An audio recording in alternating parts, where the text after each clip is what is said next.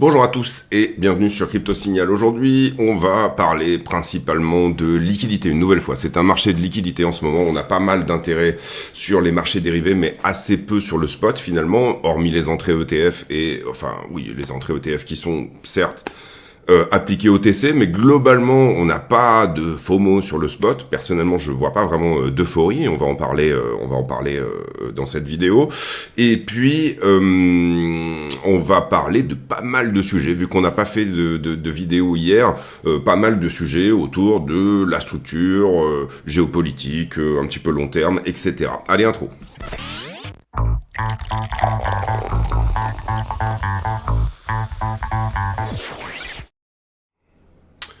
Alors, la structure en daily, pour moi, c'est pas excessivement moche, au sens où on avait ici cette épaule, tête-épaule, vous la voyez ici, épaule, tête, épaule, et là on parle de daily, bien sûr, qui semble ne pas enfoncer son retest. En tout cas, pour le moment, c'est ce qu'on peut voir.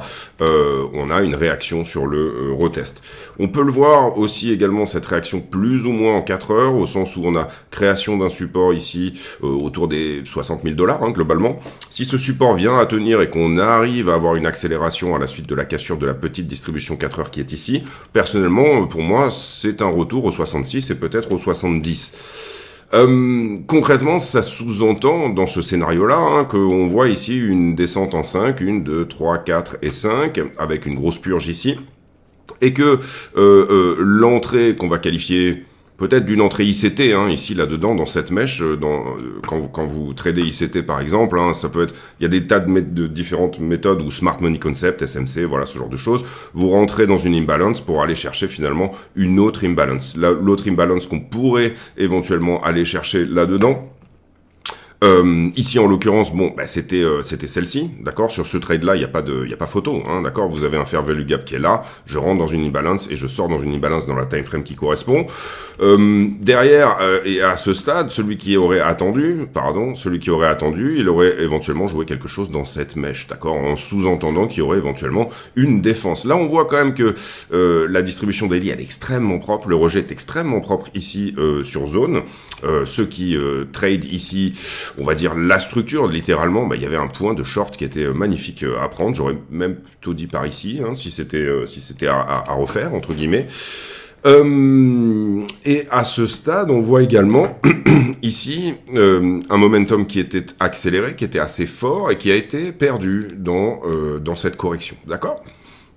D'où cette accélération assez forte vers le bas. Maintenant, la question, c'est où se trouve le support ? Est-ce que le support est à 60 000 ? Est-ce que le support est plus bas dans cette liquidité-là ? D'accord ? Sur ce trade-là, c'est vraiment principalement la question qu'on pourrait se poser. Si la structure de retournement ici prend forme en daily, sous-entendu, on casse la distrib en cours et on crée ce W, on peut à minima, je dirais, imaginer venir encore une fois sur les zones, là on a une très jolie imbalance autour des 65-66, personnellement ça serait un endroit où éventuellement vous mettez votre TP à break even, et où éventuellement derrière vous laissez courir un runner au cas où on casse la structure dans son ensemble, je le rappelle, sur l'idée éventuelle d'une correction en 5, d'accord. Cela dit, attention, parce que dans cette structure-là, ici, autour des 62 200, vous avez quelque chose qui auparavant était support et qui a été perdu et qui pourra désormais faire résistance, inversion des polarités, d'accord ? Et finalement, si on considère le fair value gap, vous voyez qu'il y a eu pas mal de choses qui se sont passées sur la montée, le fair value gap pourrait éventuellement trouver une partie de sa source aux 62 500. Donc attention à cette zone des 62 500. Et je le répète, c'est pour ça que j'ai laissé cette box ici avec un range point d'interrogation. Pour moi, le range est perdu, il n'y a pas de souci là-dessus, on vient de passer 3 jours en dessous. Si on avait fait ici une déviation et qu'on avait réintégré tout de suite, on pourrait dire que le range daily aurait été réintégré. Là, on devra le voir, le jouer, l'appréhender dans une autre time frame que le daily. Donc ce support daily-là est perdu, d'accord ? Ici, vous aviez une heure qu'on devrait théoriquement, on aurait dû, et ça, c'est moi qui l'ai pas fait dernièrement, mais transformer en daily. Même chose ici, ce 1 heure aurait dû être transformé en daily, vous comprenez que les deux sont perdus. Donc le support des 62 ici devient quelque chose qui se passe en weekly. Je rappelle que nous on travaille en hard closing, c'est-à-dire que on doit ouvrir et clôturer une bougie sous les supports, d'accord ? C'est-à-dire un corps de bougie entier. Donc ces deux-là, on va les dégager, ok ? Ici, on va passer un support weekly qu'on va devoir mettre plus haut. C'est ici, ok, qu'on labelle en weekly, bien évidemment. D'accord. Et ce niveau ici en weekly, on va le mettre en fermé. Ce niveau ici en weekly doit d'une certaine manière être réintégré d'ici dimanche. Faute de quoi on l'aura perdu. D'accord. C'est des très mauvais signes que de changer les time frames. On avait un support 1 heure qu'on aurait dû changer en daily si on avait fait le suivi et qui désormais passe en support weekly. C'est très très mauvais de voir ça. Globalement, j'ai également, on avait ce support 1 heure ici, qu'on va du coup devoir décaler légèrement, d'accord? Vous le voyez ici, on s'est mis en time frame 1 heure, et globalement, si je vois des prises de liquidité, on va dire ça, en dessous de tous ces niveaux-là, le truc à pas perdre actuellement, tout simplement, c'est le 1 heure qui est là. Et vous voyez que je l'ai mis à la naissance du dernier corps de bougie. Donc je considérerais que tout cela n'est que des prises de liquidité 1 heure. Ça veut dire on passe moins d'1 heure sous ces niveaux-là, ça veut dire que c'est une zone de réaccumulation. Les 60K sont une zone de réaccumulation, uniquement si on ne passe pas 1 heure en dessous de ce niveau. Faute de quoi, derrière, on sera obligé éventuellement de rejouer l'inverse, c'est-à-dire se dire, bon ok, ce 1 heure devient un 4 heures, potentiellement un daily, etc. On a quasiment fait joujou avec le 4 heures qui était en dessous, donc ça c'est plutôt une bonne chose. Au travers des prises de liquidité 1 heure qu'on a fait sous ce niveau-là, on est quasiment venu titiller le 4 heures qui était en dessous. Maintenant, peut-être qu'on va y aller, c'est-à-dire que c'est possible, bien évidemment, de revenir jouer avec 59 700. Pour le moment, c'est pas le cas. Là, on est sur les prix BitGet. Si vous tradez sur Bluffin, et je rappelle que Bluffin est partenaire de la chaîne, avec le code CryptoSignalFR, si vous n'avez pas de compte, vous pouvez venir créer un compte sur Bluffin. Je rappelle que tous les bénéfices de la chaîne sont reversés à Mécénat Chirurgie Cardiaque en fin d'année. C'est difficile cette année, les liens d'affiliation et toutes ces choses-là, au sens où vous avez Bybit qui a fermé, vous avez BitGet qui fait beaucoup moins de volume, et Bluffin, sincèrement, on n'a pas énormément d'affiliés sur Bluffin. Donc si vous êtes intéressé par ça, n'hésitez pas à venir vous affilier. Encore une fois sur Bluffin. Moi, je partage ma routine, c'est-à-dire c'est quelque chose, ici, cette routine-là, que j'aurais faite quoi qu'il en soit. Tous les jours, je fais cette routine-là, d'accord? Quelle est la structure? Quel est le fondamental? Quelles sont les news sur Bitcoin? Et ensuite, quel est éventuellement le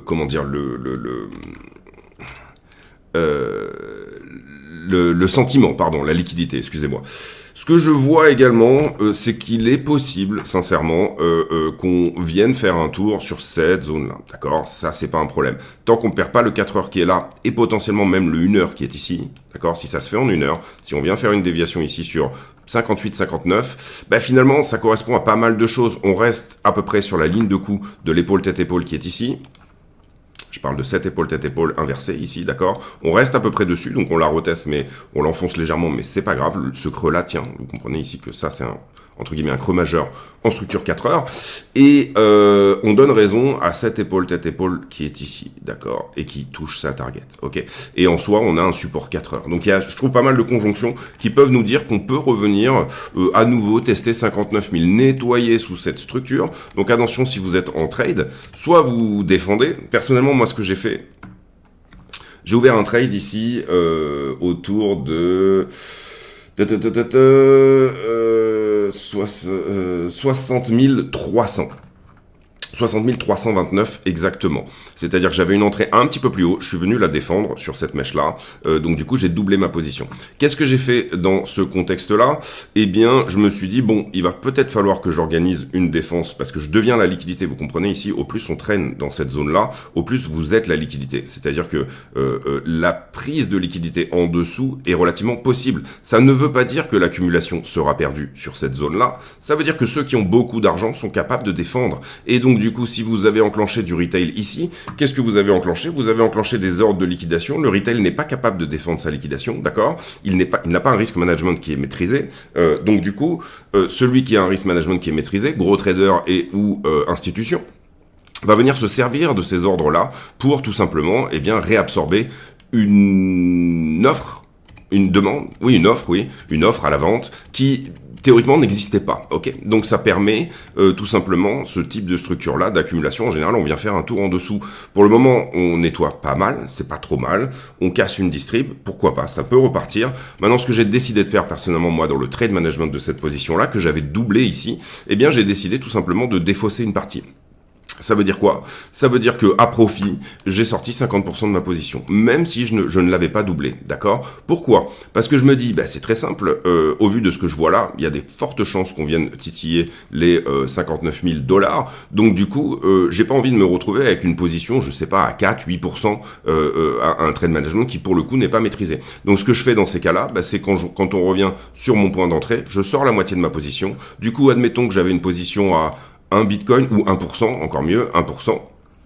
J'avais une position à 1%, et ben du coup, je me retrouvais avec une position à 2%, ok.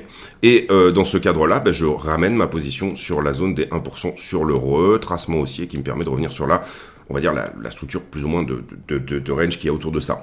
Donc je reviens à 1% et j'organise une défense pour revenir à 2% sur le point bas, parce que je ne veux pas me retrouver avec une position à 4, ok. Donc ça, c'est vraiment des choses que moi je pratique vraiment régulièrement, c'est-à-dire je fais une entrée, je la défends, je la défausse.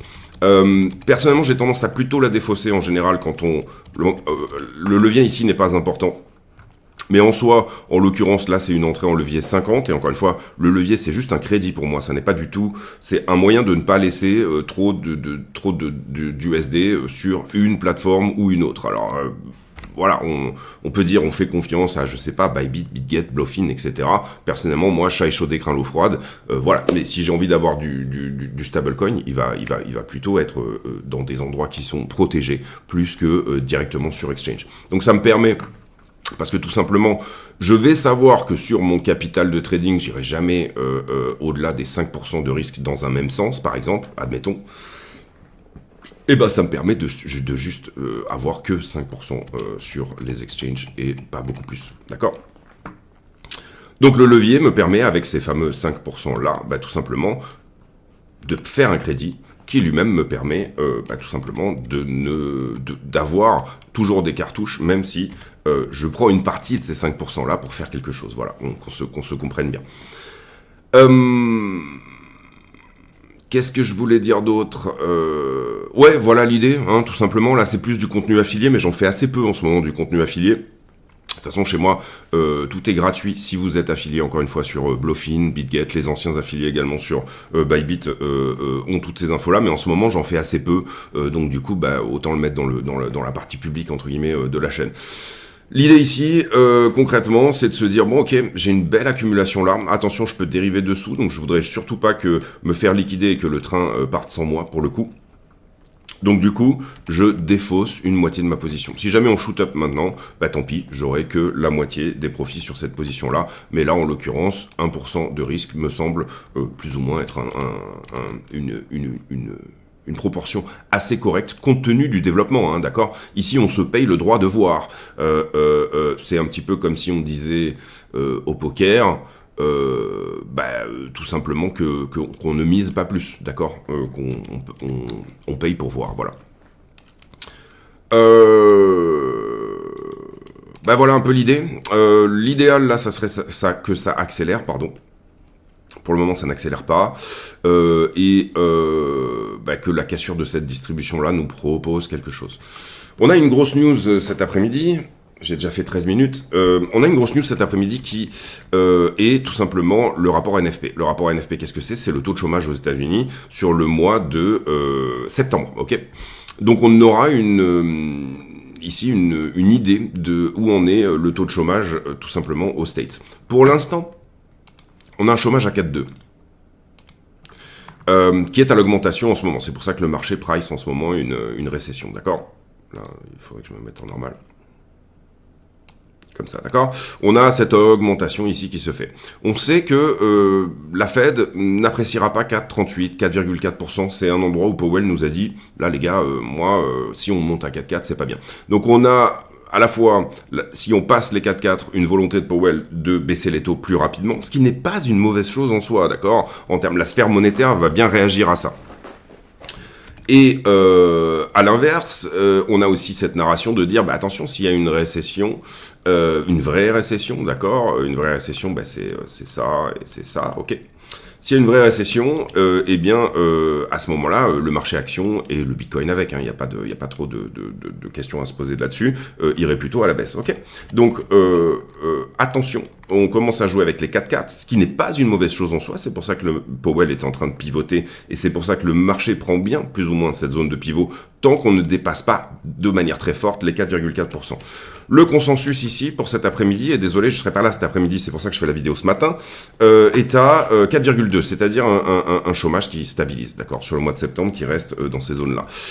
Si on a un chômage à 4,3, ça va encore, je pense. Si on a un chômage à 4,4, ça va encore. Ça risque de corriger un petit peu sur le petit court terme, on va dire. Mais ça va encore. L'idéal étant qu'on soit au consensus, 4,2, parce qu'on peut estimer que c'est ce qui est déjà dans les prix, d'accord. Le marché a déjà mis dans ses prix le consensus, hein, on part toujours de ce postulat-là. Les traders avertis suivent le consensus et du coup, bah, ils estiment que le chômage va faire un plateau, effectivement, ce mois-ci. Mais derrière, si on est en dessous, eh ben, si on est en dessous, vous avez en même temps un double effet qui se coule.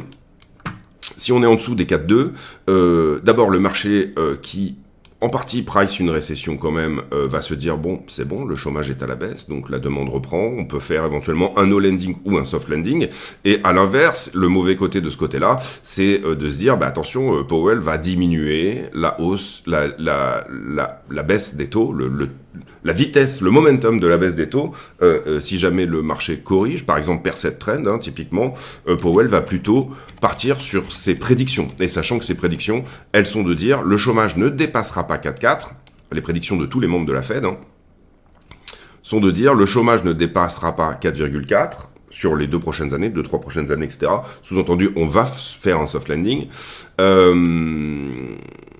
Et donc du coup, si on voit le chômage passer en dessous, c'est un retour au plein emploi autour de 3,5 par exemple, ce genre de choses, ça n'est pas nécessairement non plus une très bonne chose. Donc ce qu'on veut, c'est que le chômage reste à peu près dans ces zones-là. S'il dépasse 4,4, c'est pas dramatique au sens où la sphère monétaire va bien réagir, mais ce qu'on ne veut pas, c'est à l'inverse, accélérer le momentum qui est là, d'accord. Sous-entendu, par exemple, hein, je vous prends un exemple, encore une fois, avoir un momentum qui s'accélère comme ça, c'est-à-dire que là, on shoot up et on passe au-dessus de 4,3, les chiffres du mois de juillet, août, et on vient directement à 4,4 ne serait pas nécessairement une bonne nouvelle. Donc je dirais 4,2, 4,3, ça reste encore normal. 4,2, ça serait vraiment bien qu'on soit au consensus, parce que pour le coup, ça peut aller dans le sens tout simplement de cette idée de no landing ou soft landing. Pour moi, si Powell arrive ici à faire ce genre de choses, ça sera plus un no landing qu'un soft landing. No landing, ça veut dire on remet la récession à plus tard, ok ? Voilà pour la partie technique. On va sur Ethereum contre Bitcoin. Désolé pour les apartés par rapport au risk management, etc. Ethereum contre BTC, bah, c'est pas très joli. Bon, normal, dans un contexte un petit peu guerrier, on va dire ça comme ça, avec encore une fois les frappes de l'Iran. Maintenant, on reste sur un support potentiel. Ça n'est pas nécessairement ici le support du siècle. Le support du siècle, il était plutôt ici. Il avait été perdu, vous vous en rappelez, ici, dans ces zones-là. Donc du coup, on peut enlever le 4 heures qui était ici. Les 0,038 sont éventuellement une target baissière qu'on avait montré par le passé. On continue à faire du ski sur une traîne qui avait été cassée. Dommage d'avoir vraiment perdu ici toute cette histoire-là. Et encore une fois, si on devait ici donner une TF dans laquelle le support devrait tenir, je parle du support qui est au-dessus, et ben ça n'est plus du daily, non. Ça serait donc du weekly, ok. Donc même chose un peu que BTC, si jamais on doit faire quelque chose entre guillemets cette semaine sur Ether contre Bitcoin, il va falloir, et on l'avait déjà mis au-dessus, il était juste pas complètement fermé, donc on va le diminuer un tout petit peu, comme ceci, et le passer en weekly. Personnellement, je vois des belles choses sur Ethereum, donc moi je trouve qu'il est dans des proportions de prix où ça reste intéressant. Des belles choses en termes fondamentaux, hein, j'entends pas sur la structure, parce que la structure elle est vraiment moche par rapport à Bitcoin. On en avait parlé ici, on va faire aussi une petite analyse sur la BTC dominance derrière, mais globalement, support weekly ici, c'est pas très joli, hein, on vient de le retoucher, je parle ici de 2310. Là, ça doit surtout pas être perdu. Là, on est sur Ether contre le dollar, excusez-moi. Ça doit surtout pas être perdu, au sens où, bah, du coup, on n'a plus de support, là, si on perd le weekly, d'accord. Bon, pour l'instant, il y a une réaction sur le support, c'est pas mal. Derrière, en daily, ça, c'est perdu. C'est toujours pas du daily, donc ça dégage. Et ici, pareil, c'est perdu, ok. Donc, c'est pas très joli de voir Ether qui casse et accélère suite à une cassure de trend, et on parle ici de la plus agressive des deux, hein, la moins agressive c'est celle-ci, et puis qui revient ensuite sur support. Cela dit, peut-être une opportunité, encore une fois, bon, ceux qui savent, ceux qui veulent pas toucher, ne touchent pas tant qu'il n'y a pas une vraie inversion de structure. La vraie inversion de structure, elle sera ici. Mais voilà l'idée. Hein. L'idée, c'est de pas venir trop amputer les 2310 $. Ici, il y a une petite réaction, 2380. Nous, on avait dit que Ether avait quelque chose à prendre sous 2475. Il a un peu plus réagi, à peu près dans ces eaux-là. Il a un peu plus réagi. S'il réintègre 2475, que je considérerais comme l'endroit où on a pris de la liquidité, plus ou moins un point pivot, c'est plutôt une bonne chose pour Ethereum, s'il tient son support weekly, bien évidemment. Et ici, vous voyez que maintenant, on a une attaque ici du creux. Globalement, ce que j'entends par là, on regarde ici la structure 4 heures. Vous avez une tendance haussière qui est comme ça. D'accord. Cette vallée, ici, est censée protéger cette tendance haussière. D'accord. Si je réduis le problème, là, on a regardé un problème en weekly, et si on réduit le problème à du 4 heures, à la structure 4 heures, on comprend ici que la structure vient s'inverser réellement que si ceux qui ont réaccumulé là-dedans jettent l'éponge. Ok. Donc en soi, si vous devez aller éventuellement voir quelque chose, et on voit qu'il y a un support 4 heures ici qui est en dessous, mais ce qu'on veut voir, nous, c'est que cette tendance-là, elle continue, la 4 heures, la montée en 4 heures qui est là, on voit cette très jolie correction ici, bah, c'est que ce support-là, pour le coup, dans une plus petite TF, doit tenir, d'accord. Donc en 4 heures, on ne veut pas voir ce support, entre guillemets, disparaître, ok. Donc sous-entendu, après je l'ai montré en 4 heures, on pourrait la regarder en daily, je pense qu'elle existe aussi. Pardon. Ouais, on pourrait la regarder en daily, et en l'occurrence, bon alors ça lui laisse éventuellement des possibilités, mais le même support qu'on a regardé en weekly existe en daily, si on préserve la tendance haussière qui est ici. Ok. Ici, creux majeur daily, il doit être, sinon on inverse la structure, il doit être protégé par cette vallée. Si cette vallée est enfoncée, bah du coup, ce qu'on doit voir, c'est un retour sur le plus bas, 2135, et peut-être éventuellement même venir chercher les supports inférieurs, puisque ça fait 3 fois qu'on l'attaque. Donc voilà l'idée. Pour le moment, en tout cas, si on regarde Ethereum, il est en tendance haussière 4 heures, il n'a pas perdu ce creux, donc ça reste toujours une tendance haussière, le tout dans un range entre finalement 2100 et 2749. Ok, donc des belles opportunités quand même sur Ethereum, à la fois au trade et à la fois à l'investissement, en tout cas pour ceux que ça intéresse. Personnellement, j'ai pas repris d'Ether, j'ai repris aujourd'hui du SEI parce que je trouvais qu'il était sur des niveaux intéressants. Attention, je crois qu'il y a des unlocks sur SEI, donc renseignez-vous, des unlocks qui sont prévus. Donc là, ça veut dire que vous, entre guillemets, vous passez outre la tokenomique qui prochainement serait censée pas être géniale. Et voilà, pour Ether, on passe sur l'altcoin dominance. Donc là, ici, on regarde le total 3 dépourvu de stablecoin, Ethereum et Bitcoin. Enfin, le total dépourvu de stablecoin, Ethereum et Bitcoin. Et on voit que le momentum est plutôt respecté là-dedans, d'accord. On a une belle correction à la suite de la perte de cette trend-là, qui est ici, ok. On avait ici une potentialité de range et un support inférieur sur la dominance altcoin perdue, donc ça on dégage. Mais derrière on est sur trend, donc s'il y a une réaction qui doit se faire, elle doit se faire globalement ici. Et on voit que globalement, on est un peu au retest de cette box là, qui présentait quand même une certaine forme d'intérêt, d'accord. Il y avait ici un range entre 21,3 et 21. On a cassé, on réintègre, on retrouve la trend initiale. Quand je parle de la trend, je parle de ça. Pour le moment, le momentum est préservé. Si on réintègre le range, en tout cas, c'est pas bon. Sous-entendu, ça veut dire que on réintègre le range, tout simplement. Si jamais on tient sur ces niveaux-là, et il y a une réaction qui se fait quand même, Si on tient sur ces niveaux-là, vous avez peut-être des altcoins qui vont se reprendre, en tout cas au moins pour les prochaines semaines, pour continuer finalement quoi?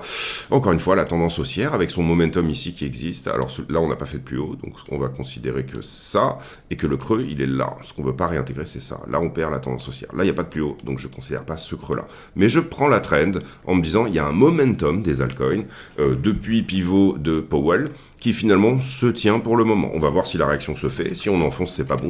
Si on garde la réaction comme étant celle qu'elle doit être, à ce moment-là, c'est plutôt pas mal. Un petit tour sur la dominance Bitcoin, 58,12. Toujours pareil, toujours une forme de tendance haussière qui a tendance à se larver de plus en plus. Ce que j'entends par là, quand je dis larver, c'est vraiment sur le très long terme. Je vous le montre ici. Là, j'ai un très beau momentum sur la Bitcoin dominance, d'accord, absorption des ETF, news autour des ETF, le marché passe risk-off, etc. Donc, c'est cette très jolie tendance haussière.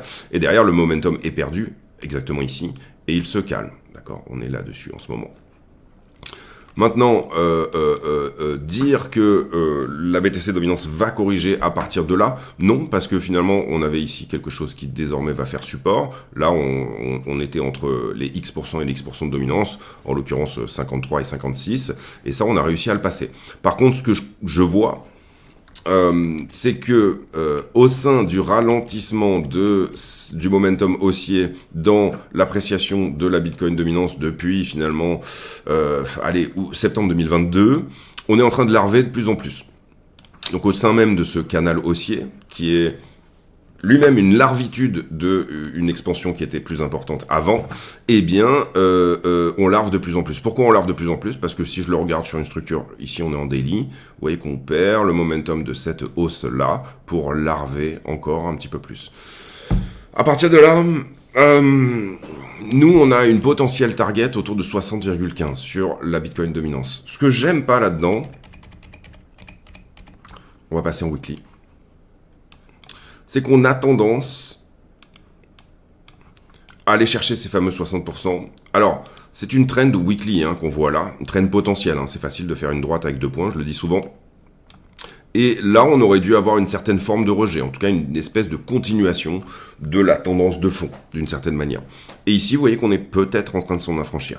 Je ne vois pas nécessairement à la cassure, si jamais on la réintègre, il faut que ça se fasse fort. Et il faut que ça se fasse un peu le long de cette trend, ou alors même qu'on enfonce la trend assez fort. Donc, en soi, probabilité d'une alt season maintenant, et on en avait parlé, c'est-à-dire que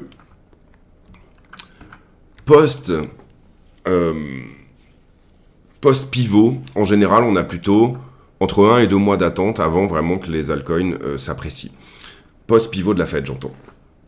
On a très peu de backtest sur ces choses-là, c'est-à-dire que je vous parle de choses sur lesquelles les pivots de la Fed, il y en a peut-être eu 2 ou 3 depuis la création de Bitcoin, et là, on est dans un Bitcoin qui est en train de quand même de passer dans quelque chose de plus institutionnel que par le passé. Donc il va y avoir des différences. Maintenant, si on regarde les choses en fonction d'une imbalance, vous voyez ici, ça c'était l'imbalance du bull run 2021, où les alts ont surperformé Bitcoin très largement. Et si on regarde la couverture d'une imbalance, vous voyez qu'on y est quoi. C'est-à-dire que en théorie, ce pic doit protéger la tendance de fond qui est baissière.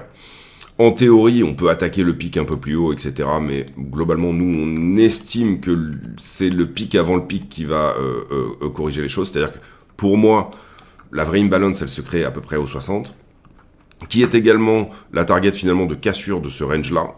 Ok, c'est-à-dire qu'à partir du moment où on casse ici cette zone, on peut considérer que on va produire un range plus haut et où, enfin de toute façon il y a cassure là, ça paraît relativement évident, cassure, le retest se fait là, etc. Voilà.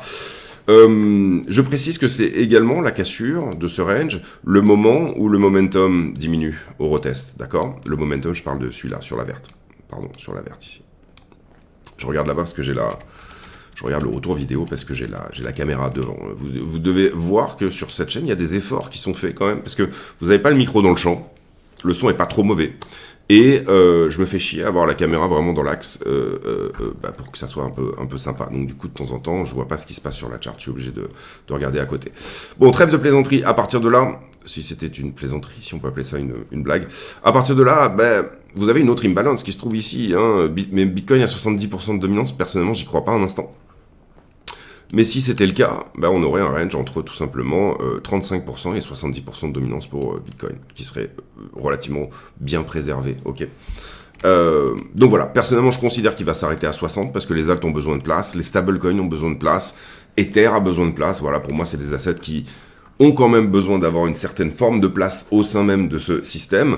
Par contre, on peut estimer qu'en cas de grosse récession, signe noir, etc., si Bitcoin venait à pivoter comme une réserve de valeur, et on va en parler dans le fondamental, eh bien à ce moment-là, les alts resteraient un asset technologique. Vous auriez un Bitcoin qui serait un petit peu le Dow Jones de la crypto, ok, les bonnes vieilles valeurs traditionnelles, et quand ça crache, on sait que ce qui a de la valeur, donc l'industrie, vient à être une forme de valeur refuge, si en tout cas vous voulez rester risk-on, sinon vous passez en stablecoin. Et puis vous aurez finalement Ether qui sera le leader du Nasdaq et de la crypto, c'est-à-dire altcoin, etc., qui seront plutôt la technologie, les assets technologiques. Les mêmes coins étant plus ou moins les petites caps, tout ce qui est vraiment private equities. Ça va être une grosse vidéo, on a déjà fait 30 minutes à peine sur ces préceptes-là. Donc voilà, pour moi, maximum, Bitcoin vient à 60 et derrière, il réintègre à minima jusqu'à 48 et peut-être jusqu'à 35, mais je dirais 48 peut être éventuellement quelque chose de sympa. Et puis, on va voir ensuite ce qu'il en est. On a pas mal de fonds à faire aussi. Alors ça, c'était avant-hier, moins 52 sur Bitcoin en termes d'afflux ETF et plus 20 sur Ethereum. Intéressant de voir qu'il y a peut-être quelque chose qui s'arrête sur Ethereum, au sens où ETHE a fait 0 sortie, donc le fonds Grayscale qui a été transformé en ETF spot. Si c'est trop compliqué, allez voir d'autres, enfin je vais pas redire ici toutes les choses, etc. Allez voir d'autres chaînes qui vont vulgariser plus que ici, mais ici, voilà, ça c'est assez factuel, etc. Donc si c'est trop compliqué pour vous, qu'est-ce que c'est les flux ETF, etc. Il faut peut-être vous former un peu plus et revenir, sinon ça va être chiant pour les autres. Et perso, moi je veux faire la chaîne que j'aurais aimé entendre et je veux faire ma routine, comme je le fais d'habitude. La SEC qui fait un appel dans le cas Ripple. Alors ça c'est une mauvaise nouvelle pour Ripple, il n'a pas tellement corrigé sur cette nouvelle-là. Mais c'est assez curieux. Vous allez le voir, on va... en gros, la SEC fait un appel dans ce cadre-là. Vous allez voir que c'est assez curieux. On va développer derrière. De tous les ETF lancés sur cette décennie, vous voyez que iBit est en 4e en termes d'afflux, avec 23 milliards. Là où, finalement, les meilleurs, c'était le JP Morgan Equity, le Nasdaq 100 en ETF, et le 0 à 3 mois sur les bons du Trésor américain. Donc c'est intéressant de voir qu'il y a quand même une belle place là-dedans. Franklin Templeton qui veut lancer un ETF combiné Bitcoin et Ethereum. Donc intéressant, tout simplement pour une exposition crypto qui sera peut-être un peu plus, du coup, volatile que l'ETF spot Bitcoin, mais c'est intéressant. Et hier, sortie des ETF de 54 millions et sortie de Ethereum de 3 millions. D'accord ? Un peu de géopolitique, l'Arabie Saoudite, le Qatar, les Émirats Arabes Unis, Bahreïn et le Koweït ont décidé la neutralité dans la prédiction du conflit Iran contre Israël.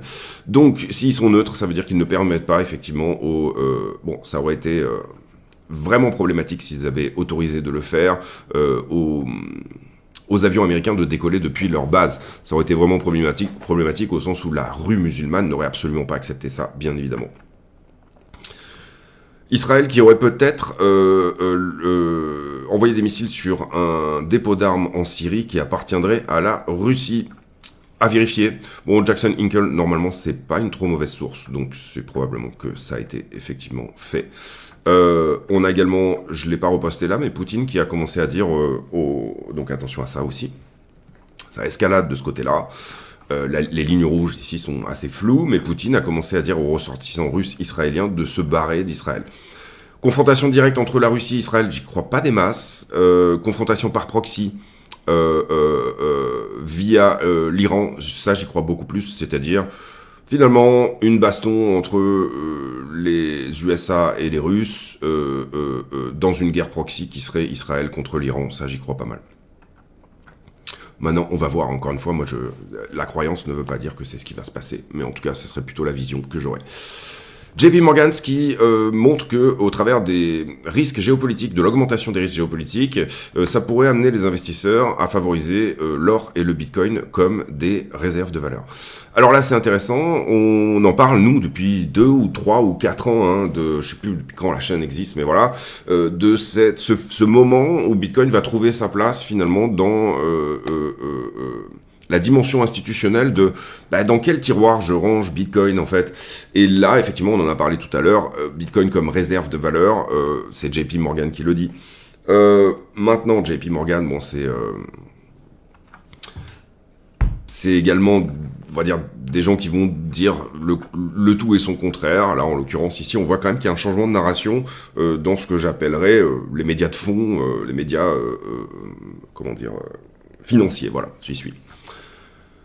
Le système FedNow, qui est finalement la possibilité de payer de manière digitale et instantanée pour la Fed entre les banques qui elles-mêmes finalement s'échangent des valeurs. Hein. Vous comprenez ici que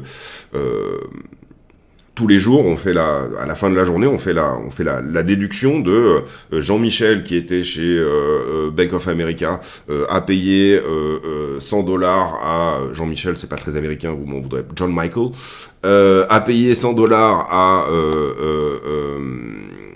je sais pas, à Jeff, qui lui-même était chez, je sais pas, Citibank, bah du coup, à la fin, ça fait une balance. En l'occurrence, ici, FedNow, c'est la proposition que tout ça fonctionne également le week-end et la nuit. Voilà, c'est plus ou moins, c'est extrêmement rapide comme synopsis, mais voilà. Et en l'occurrence, ici, on nous dit que Ripple pourrait être considéré comme quelque chose d'intéressant pour les cross-border payments, c'est-à-dire tout ce qui se passe à l'étranger. Et également le Stellar. Notez bien ici le maybe, d'accord, c'est-à-dire pourrait être. Donc on s'enflamme pas. C'est un petit peu comme maybe, c'est peut-être might, c'est peut-être voilà. Mais en tout cas, on voit des choses intéressantes du côté de XRP et XLM, je trouve, hein, personnellement, je trouve. Maintenant, l'appel de la SEC, du coup, dans le contexte actuel, est curieux. Soit c'est de l'insider, c'est-à-dire on veut réaccumuler du XRP de manière plus péchue pendant l'appel, hein, c'est un petit peu ma théorie, mais voilà, soit ça n'est pas du tout ça, et en l'occurrence, c'est tout simplement pour plomber le projet, et qu'un projet qui est sous procès ne soit pas nécessairement adopté par une institution comme la Fed. En tout cas, c'est assez bizarre. Là, c'était un tweet, n'hésitez pas d'ailleurs à nous rejoindre sur le X de la chaîne, non pas le OnlyFans, mais le tweet X, anciennement Twitter. Hein. En l'occurrence, ici, c'est pas un coup de gueule, mais c'est plus ou moins parce que les États-Unis ont dit de manière assez prononcée, nous maintenant, on va striker les installations pétrolières en Iran. C'est assez bizarre qu'ils l'annoncent avant de le faire. Déjà, on perd l'effet de surprise. Et puis, également, ça sert un petit peu tout le monde. Et je rappelle que qui est le premier producteur de pétrole au monde, ce sont les États-Unis, hein, depuis Obama. Obama a relancé l'exploitation du pétrole de schiste, etc., et toutes ces choses-là. Et vous voyez que, désormais, étant donné que le pétrole est à un prix suffisamment haut pour que ce soit intéressant d'en faire l'extraction aux États-Unis, puisque sortir du pétrole de schiste coûte beaucoup plus cher que de sortir du pétrole qui sort de lui-même, hein, juste avec un puits. Ici, qui profite, ces frappes en Iran, à qui elles vont profiter? Elles vont tout simplement faire grimper le pétrole, elles vont profiter à ceux qui vendent en même temps des armes et du pétrole, c'est-à-dire, puisque les pays dans la zone vont se réarmer, étant donné le contexte, etc. Donc du coup, elles servent les États-Unis principalement, la Russie qui vend des armes également, et la Chine qui vend des armes. Donc on ne peut pas ici douter qu'il y a un État profond au-dessus de nous, un complexe militaro-industriel, appelez-le comme vous voulez, les cartels de l'énergie, si vous préférez, les Illuminati, les reptiliens, voyez-le comme vous voulez, les 0,1% des plus riches, ou en tout cas tous ceux qui fonctionnent avec l'énergie et les armes, eh bien ici, il faut remettre les choses dans leur contexte. Les États-Unis sont le premier producteur de pétrole au monde, Et ils sont également le premier producteur d'armes. Ils sont de toute façon premiers dans pas mal de choses, mais là en l'occurrence, on peut estimer quand même que cette frappe sur les installations pétrolières iraniennes, qui je le rappelle, on les prévient avant, donc ça n'a pas vraiment de sens, est un effet d'annonce comme quoi le pétrole doit repartir à l'augmentation. Et dans ce contexte-là, comprenez bien que les États-Unis en ont à peu près rien à foutre de l'inflation d'une manière générale, en tout cas de sa partie, on va dire, induite par la production de matières premières, c'est-à-dire tout ce qui n'est pas dans le core CPI, ils ont un petit peu rien à foutre au sens où effectivement ils vont à pieds joints dans ce contexte géopolitique. Vitalik qui est plutôt ouvert à l'idée de passer d'une limite de stacking de 32 Ethers à 1 Ether pour favoriser la décentralisation du stacking. C'est plutôt une bonne chose également, et je trouvais que ça valait le retweet. Parce que c'est plutôt une bonne chose, effectivement, qu'on donne la possibilité à des personnes qui ont un Ether uniquement de décentraliser. Et je le rappelle, tous les bénéfices de la chaîne seront reversés à mécénat chirurgie cardiaque. Le crypto-signal FR ici qui vous permettra d'accéder au Twitter de la chaîne. Élection américaine, ça se resserre entre Trump et Harris. Trump est légèrement devant maintenant. Bon, c'est 50-50 globalement, mais on regarde ça tous les jours ici aussi. Ici, on passe sur Wall Street Journal. On va peut-être le virer de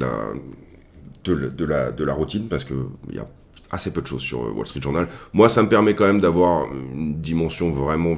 Le Wall Street Journal appartient à Bezos, à Jeff Bezos, je pense que vous le savez.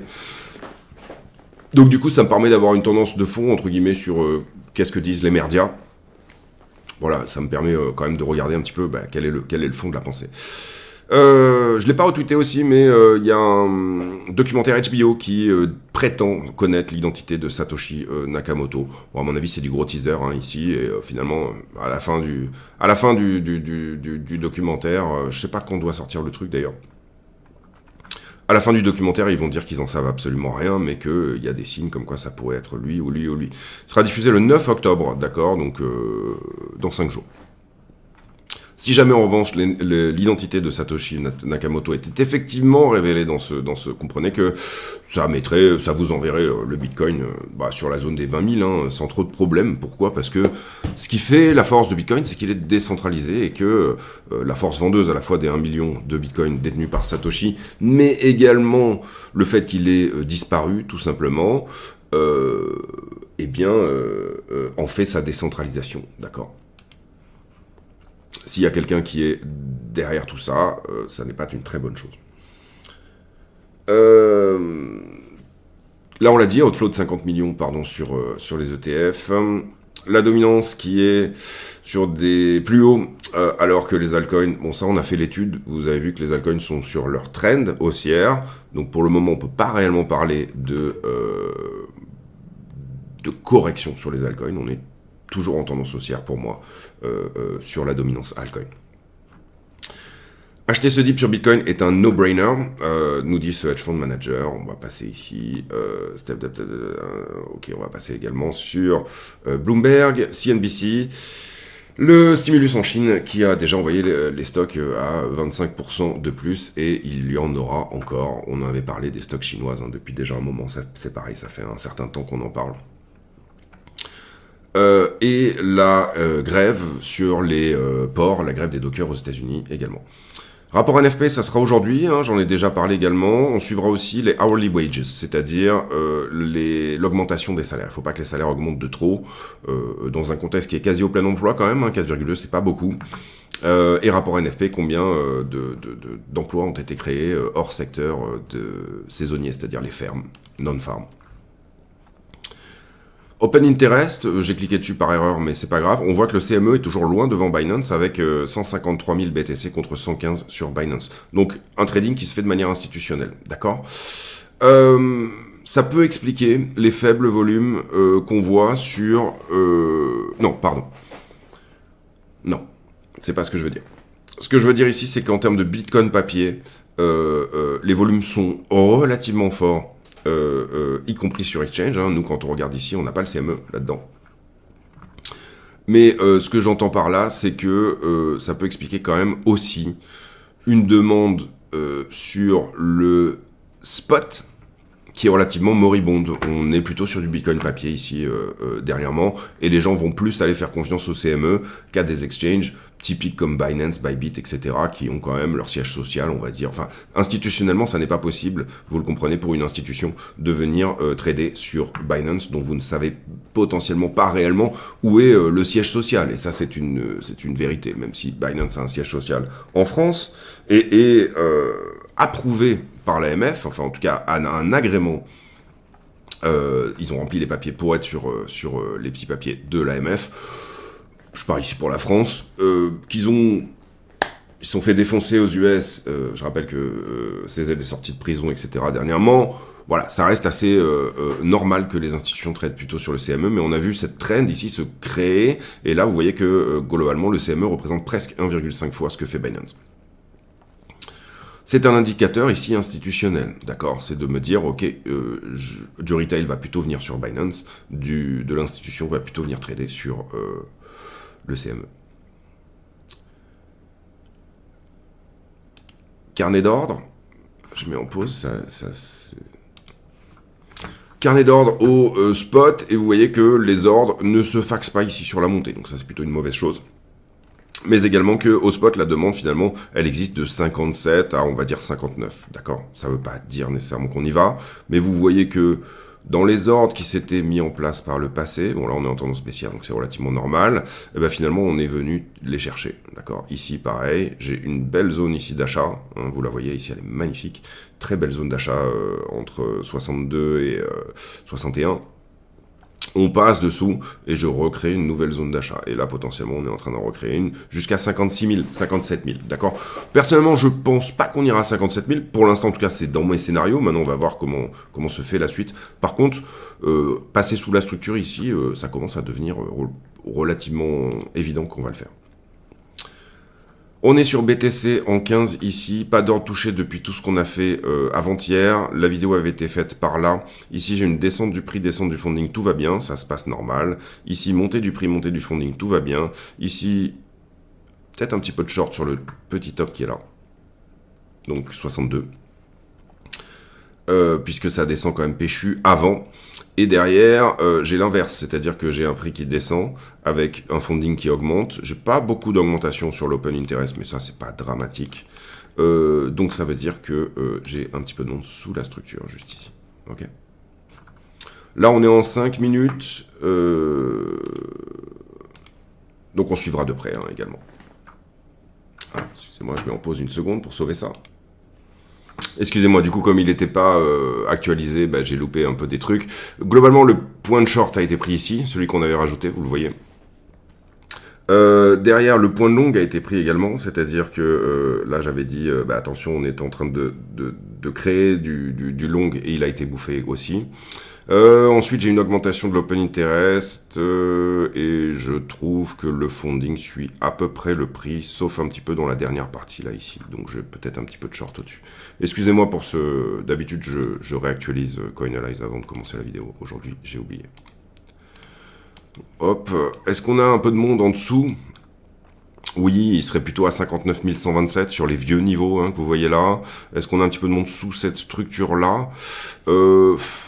On va dire que sur le fond, oui, parce que si je regarde les choses un petit peu dans leur ensemble, je pars de là, d'accord ? Et j'ai finalement une baisse, voire latéralisation du prix, mais en face j'ai un funding qui augmente, d'accord ? Donc on peut dire qu'effectivement il y a un petit tour éventuel à venir faire. Sous la structure, on va éventuellement le voir sur iBlock, mais je rajouterai bien quelque chose par là avec ceci. Pour la tendance de fond, pour le fond qui est de dire sur cette latéralisation, le funding a augmenté, d'accord ?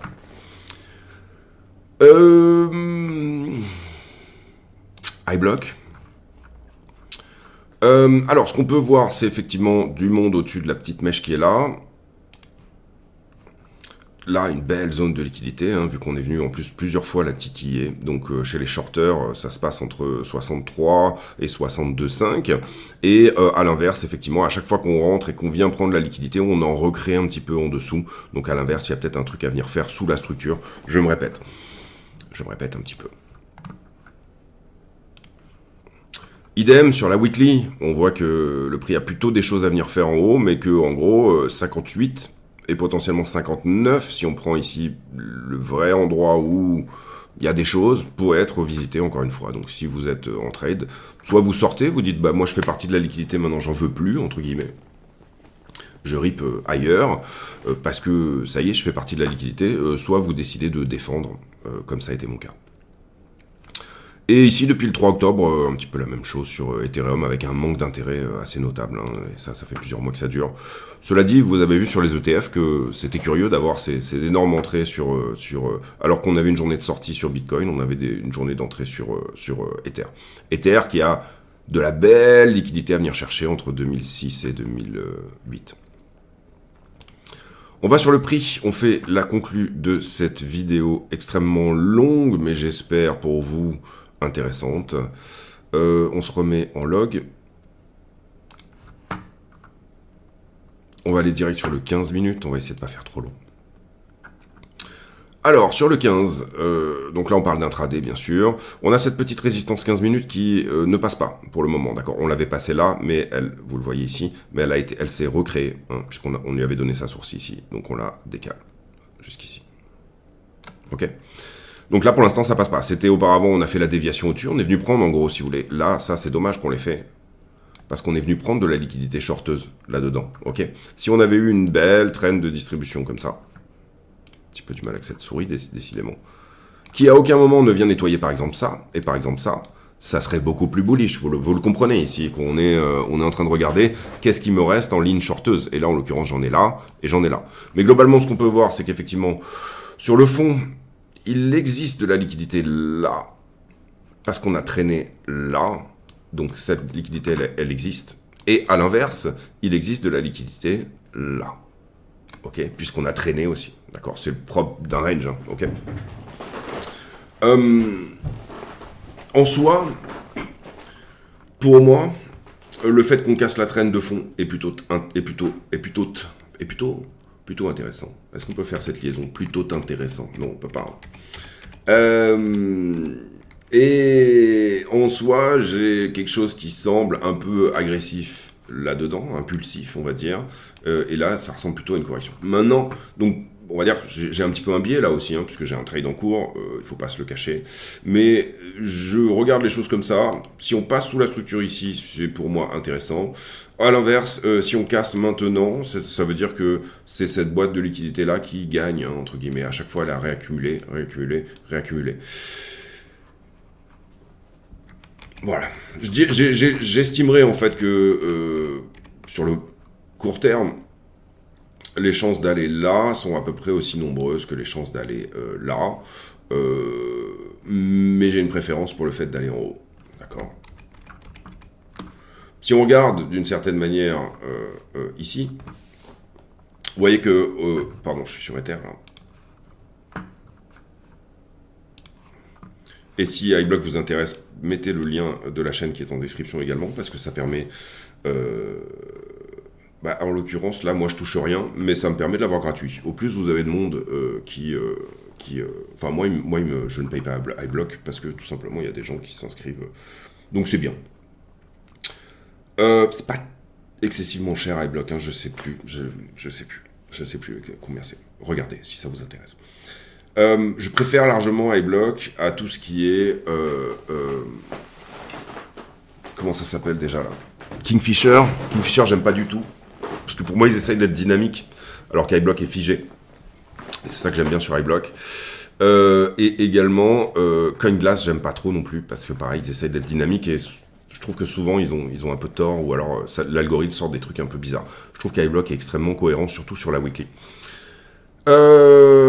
Donc là, vous voyez, c'est la même chose. Est-ce qu'on vient ici bouffer un petit peu de tout ça? Sous-entendu peut-être 63.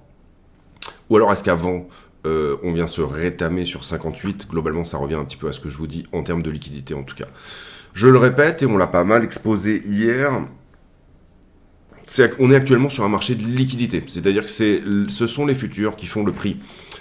Si vous regardez à la fois CME, volume incroyable, loin devant Binance, on l'a regardé quand on a regardé l'Open Interest. Si vous regardez également où on en est sur la totalité des contrats ouverts, ici 12 milliards actuellement, on a tendance à déleverager à 14, et là on est autour des 12,8 tout de suite, c'est ça. Ça fait beaucoup comparé à ce qu'on peut voir sur le spot en termes de volume. Ok. Ça sous-entend quoi? Ça sous-entend que les retails ne sont pas là, première chose, déjà, parce que les retails sont plutôt des acteurs de spot, là où j'ai expliqué pourquoi. Donc en gros, les retails qui sont là, c'est des retails qui étaient déjà sur le marché par le passé, ou alors des gens qui viennent de rentrer, mais ils sont très peu nombreux. Hein. Si vous regardez les Google Trends, les termes de recherche crypto, Bitcoin, etc., ils sont au plus bas. Mais qu'on a une volonté institutionnelle réelle de mettre Bitcoin dans une case. C'est ce que j'expliquais également tout à l'heure. C'est-à-dire de dire, bon, qu'est-ce que c'est ce truc-là, cette espèce de monstre aux plantes, là, qu'est-ce qu'on en fait, où est-ce qu'on le met, on le range dans quel tiroir, Michael, qu'est-ce qu'on fait avec ce truc-là. Et donc, du coup, je trouve que la période est hyper intéressante parce qu'on est peut-être au début d'une vague institutionnelle. Si je prends ici, on va passer sur le 15 minutes, vous aurez compris que sur le 15 minutes, globalement, c'est un range, pardon. La direction, vous la connaissez comment sur le 15 minutes? Je termine quand même là-dessus. Vous avez un petit 15 minutes qui est là. Là, d'accord. Globalement, ça vous permettra de savoir si on est tout simplement dans une flat ou pas. Je parle de la petite correction 15 minutes que vous voyez là. Globalement, et d'une certaine manière, on pourrait même en rajouter un petit ici parce qu'il existe. Globalement et d'une certaine manière, je me dis qu'on peut peut-être faire quelque chose comme ça. D'accord. 1, 2, 3 petites flats, retour sur le 15 minutes qui est là, donc 60 800, et derrière, on shoot up. Maintenant, si on fait pas ça, bah, c'est un double top, c'est-à-dire que vous avez, c'est pas une flat, c'est un double top, vous avez une structure ici de top qui continue la tendance baissière de fond, etc., etc., etc. Donc, regardez bien le 15 minutes qui est là, le 15 minutes qui est là, puis le 15 minutes qui est là, et c'est pas plus compliqué que ça, quoi, d'accord, pour avoir une idée de où est-ce qu'on va à très court terme. Ensuite, qu'est-ce que je voulais montrer? Oui, on était donc sur cette idée un petit peu où est-ce qu'on en est en weekly. On va prendre plutôt l'index.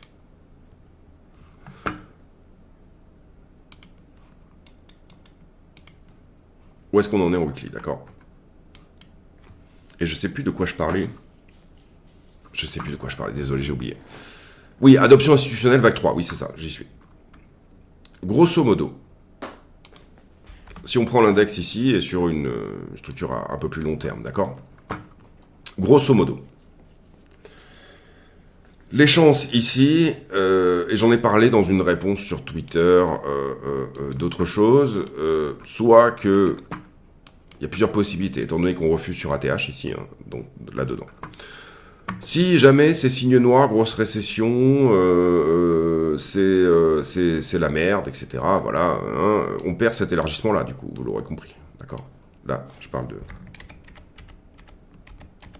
Pour moi, on le saura à ce moment-là, hein, d'accord? Vous avez un élargissement ici. 1, 2, 3. Pardon, il vient comme ça. 4. 5.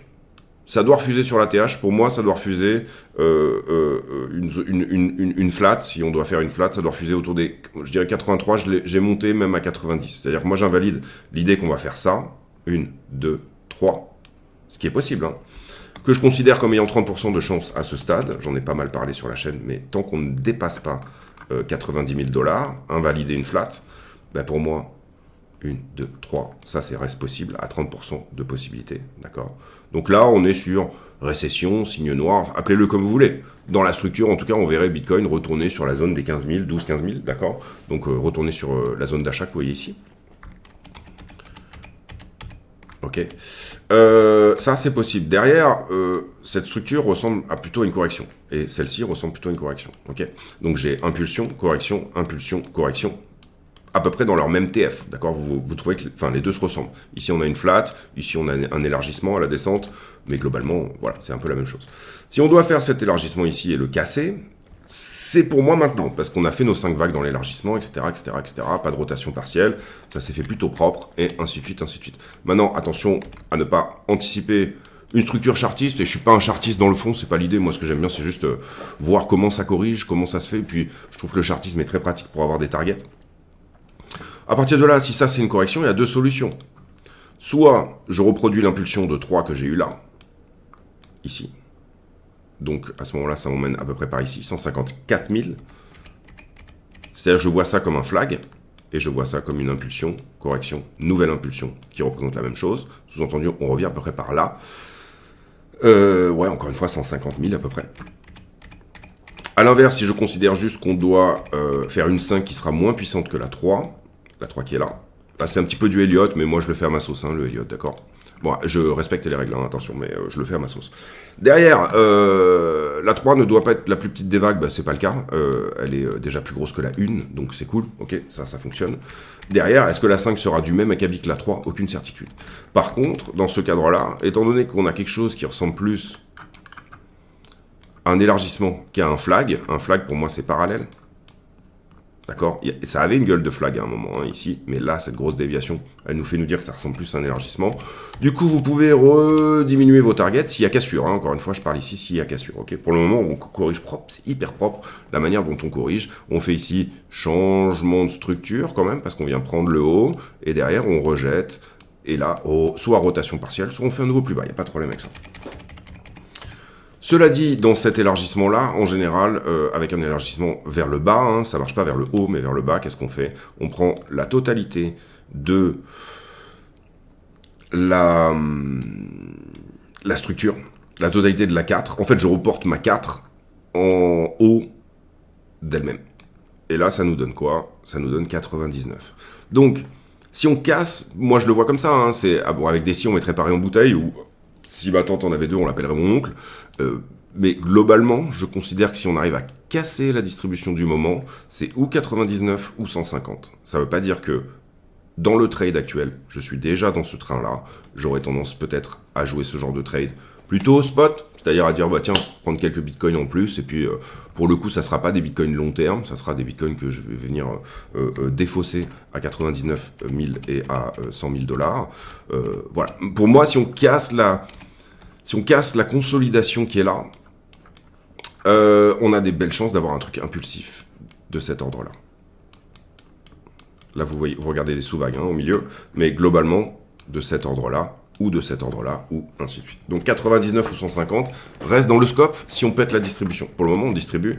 Et une distribution peut être soit une structure de réaccumulation, soit une... Donc, puisque vous avez quelqu'un qui distribue d'un côté, vous avez forcément quelqu'un qui réaccumule en face. Et à l'inverse, ça peut être une structure de distribution, et pour le coup, c'est qui va gagner, hein, dans cette baston-là, qui va gagner. Est-ce qu'on va ici? Peut-être même ici. Peut-être même ici, on en a parlé sur une flat, pour le coup. Et là, dans ce cas-là, on le saura si on perd ça, pour moi. D'accord? C'est là qu'on va passer, peut-être potentiellement, si on perd la rouge, là, on va peut-être potentiellement passer sur une direction préférentielle short. D'accord? C'est vraiment, pour moi, l'endroit où on va se dire, ok, c'est bon, on est sur une direction préférentielle short. Si on casse en revanche la distribution et on reste dans cette idée d'une direction préférentielle longue pour taper 100, peut-être 150 000 dollars. Et après, ça, c'est pas des targets de bull run pour moi, ça reste juste des targets sur cette vague. C'est-à-dire que je reviens sur le sujet initial qui était, est-ce qu'on serait pas dans une vague institutionnelle 3? Il faut comprendre que si on est dans une vague institutionnelle 3, on va même se mettre en monthly ici, et c'est pour ça que j'avais pris l'index au départ. Pardon.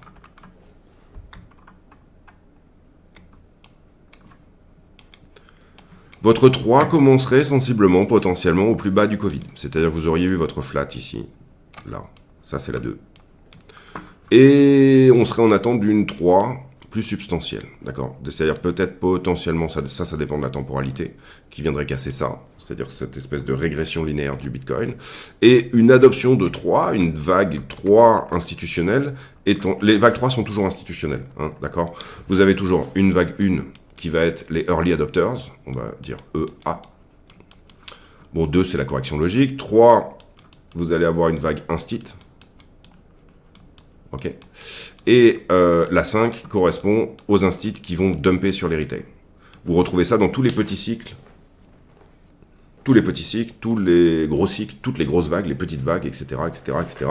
On l'avait même vu, nous, quand Tesla était rentré, c'était un signal institutionnel, ok, qu'on allait avoir une 3. Et effectivement, Tesla était rentré par là et on avait eu effectivement une 3. Là, il faut comprendre que du coup, où est-ce que j'en suis? Je suis dans la 1 d'une 3. C'est-à-dire que les ETF représentent, il faudrait que je nettoie un peu la charte pour être plus précis, mais les ETF ici représentent, peut-être que j'en ai une plus propre. Peut-être Bitfinex. Ouais, ça reste un peu plus propre quand même. On va nettoyer les dessins. Je pense pas qu'il y ait grand chose d'intéressant. Ouais.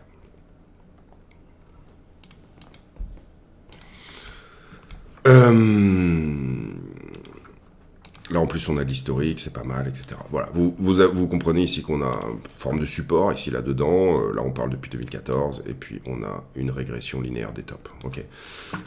Ici, j'aurais potentiellement ma 2. Alors, c'est pas une flat très propre, c'est plutôt une flat qui vient pas suffisamment haut, donc ça ressemble plutôt à une forme de zigzag, peut-être. Ici, soit j'ai ma 4, qui est une flat étendue, très jolie, hein, c'est ça, ma 4. Et là, je suis dans la 1 d'une 3. Soit je suis tout simplement sur un rebond de B, donc A, B et C, et je vais faire une flat là-dedans. D'accord. C'est la question qu'on se pose actuellement.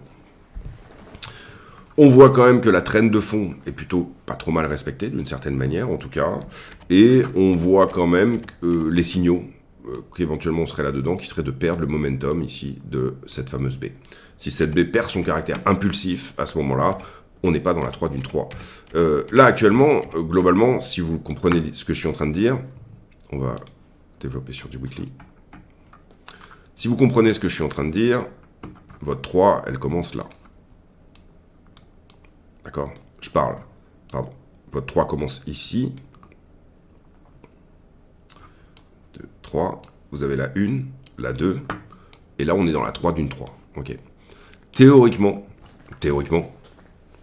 on verra ça si on invalide justement une flat aux 90 000 $. Ça, c'est la première chose.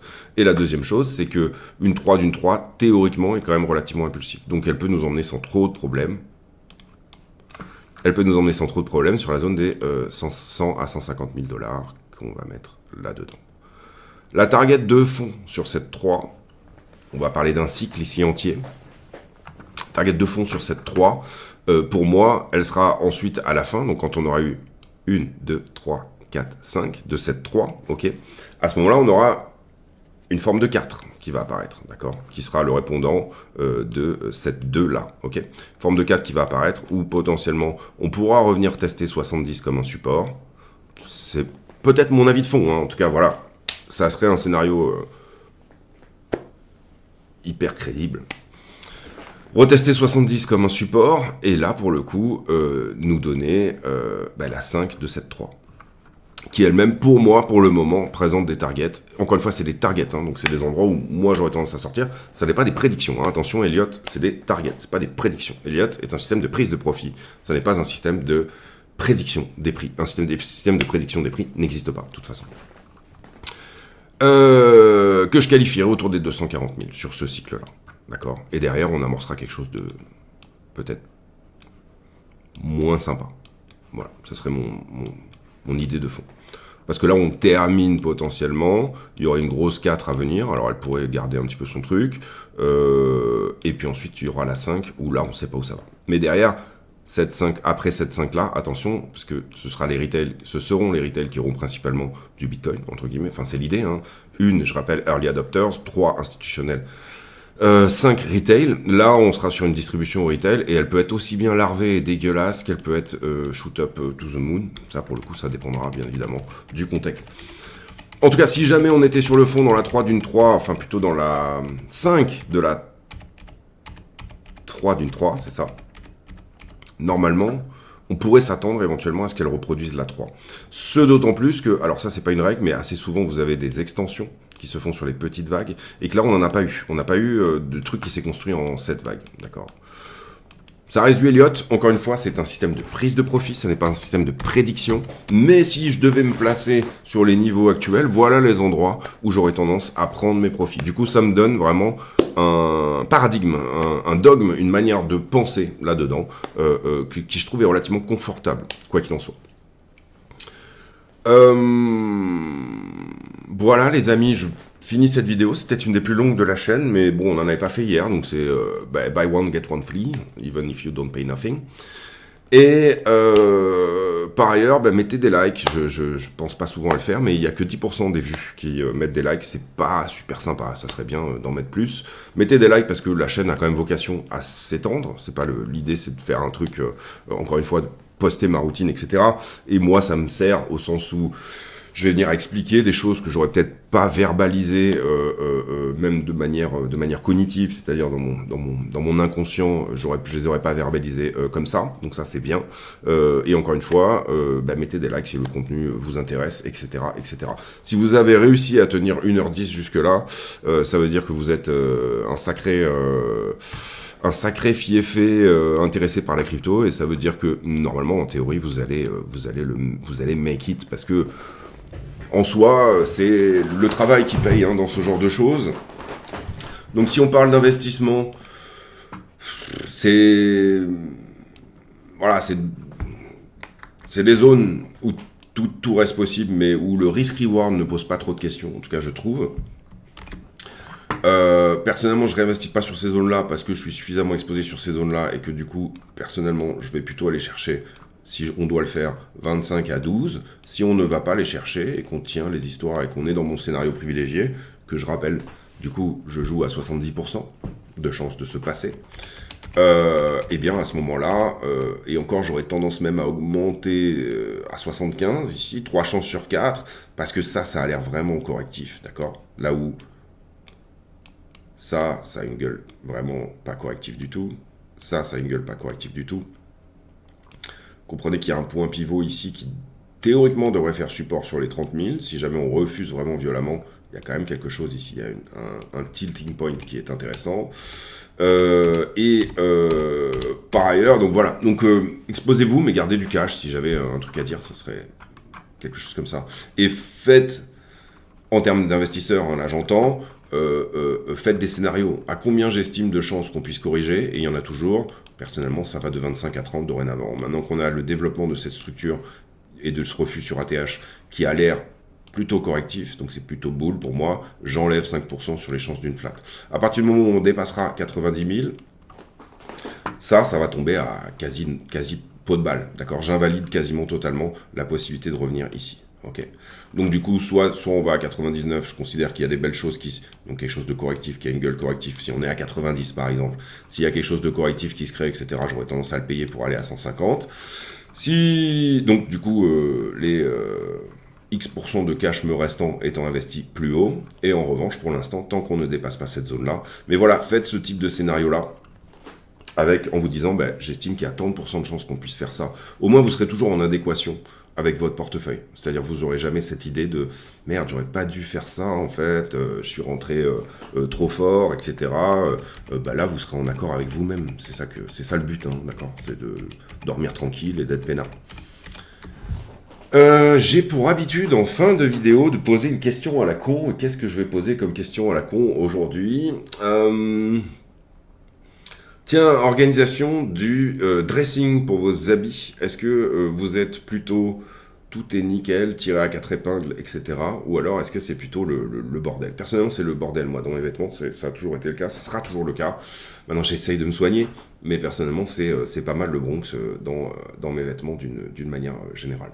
On se retrouve demain pour une nouvelle vidéo. Je vais prendre un petit peu de temps pour répondre à tous les commentaires, parce que j'ai beaucoup de retard là-dessus. Mettez un like, c'est important, même sur les télés maintenant ça devient assez facile de le faire je crois, et puis on se retrouve demain pour une nouvelle vidéo. Bravo si vous avez suivi jusqu'à la fin, et du coup mettez en commentaire également 1h13, puisque c'est exactement ce que mesure désormais cette vidéo. Je vous souhaite à tous une très bonne journée, on se retrouve demain, portez-vous bien, ciao ciao.